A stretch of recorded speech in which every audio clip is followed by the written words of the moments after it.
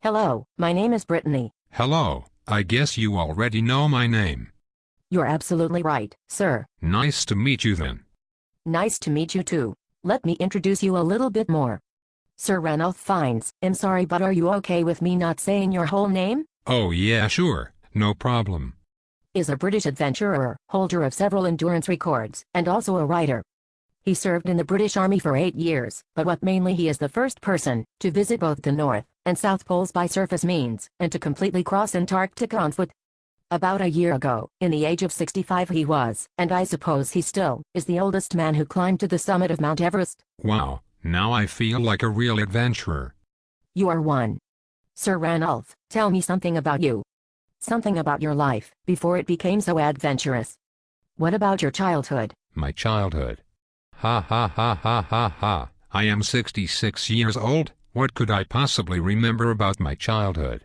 No, of course. Well, I was born in Glasgow, in March. My dad died as a soldier in the World War II in 1944, so I don't remember him at all. But what I do remember is that I inherited my father's baronetcy. So I became a baronet even before I learned how to walk. But that's just so interesting. Is it also true that you are a third cousin of actors Joseph and Ralph Fiennes? And also of the royal family? Yes. Both is true. But about the royal family, I guess I have to be really distant cousin. Got it. Anyway, tell me more. Did stay in Scotland all your childhood? Oh no. After the war, my mother moved us to South Africa where I stayed until 12. Then I returned to be educated at Sandroyd School, and then at Eton College. After my studies I joined the British Army. Seems like your life has been an adventure since always. It certainly was, but I became a real adventurer in 1960s. In 1969 I led the expedition up the White Nile on a hovercraft. Then a year later there was the expedition to the highest European glacier in Norway. Actually it was the parachute dropped expedition, and now I must confess, I am afraid of heights, so it was a giant challenge for me. For the first time, I mean. What a confession. Isn't it quite rare that a world's respected adventurer has a fear of heights? Anyway, it is astonishing. How about your probably most famous Transglobe expedition? Well, it was Ginny, my first wife, who over 7 years planned and organized the exploit that would make my name. When I and my fellow member of Special Air Service Charles Burton decided to set out on a 52,000-mile journey by land and sea, that would make us the first people to have reached both poles by land, Ginny was base leader, responsible for communications.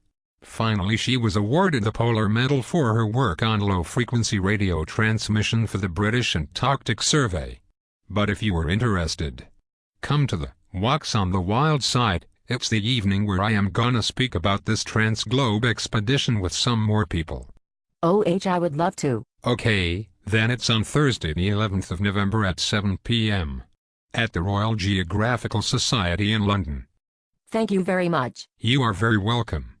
If I skip the several more or less successful attempts to walk to the South Pole solo, what happened in 2000 when you tried to walk to the North Pole? Well, it failed. It failed because my sledges crashed through thin ice. Fishing them out with my hands caused the frostbite that ended up. Not very well. What happened? I sustained severe frostbite to the tips of all my fingers on the left hand. My surgeon insisted the necrotic fingertips be retained for several months, to allow a growth of the remaining healthy tissue before amputation. But it hurt, and I am quite an impatient person.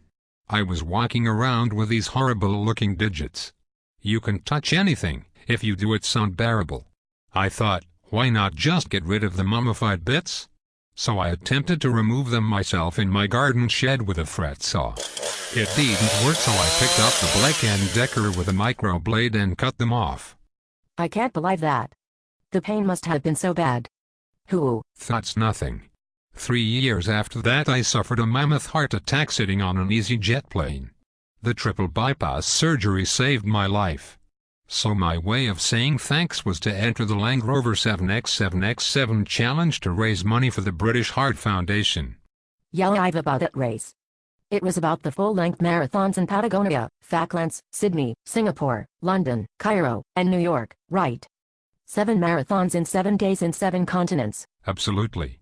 After Singapore I collapsed in fact because of the lack of oxygen, but I recovered enough after a cup of tea to complete the remaining 2.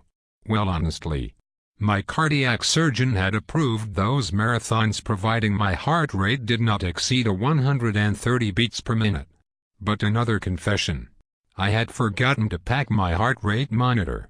So I had no idea how fast my heart was beating. Wow, so congratulations, you're still alive. Yeah, I am. But Ginny isn't. My success about those marathons was shattered by the diagnosis, on the day after I returned home, of my wife's stomach cancer. She died 3 months later. Oh, I am so sorry about that. She must have been an extraordinary woman. She definitely was, but now I am over it. I had no choice. Finally I met my current wife Louise Millington, with whom I have a gorgeous daughter Elizabeth. I'm glad to hear that. Okay, I don't want to bother you even more with all of those questions, but let me ask for the last time. Is it true that you were considered for the role of James Bond? Ha ha. Yes, it is. It was according to an interview on Top Gear. But finally I was rejected. The film producent of James Bond, Cubby Broccoli, said it was for having hands too big and face like a farmer. So Roger Moore was eventually chosen. Thank you very much then. Now it's time to say goodbye. It was very pleasant to talk to you. You were welcome. Goodbye.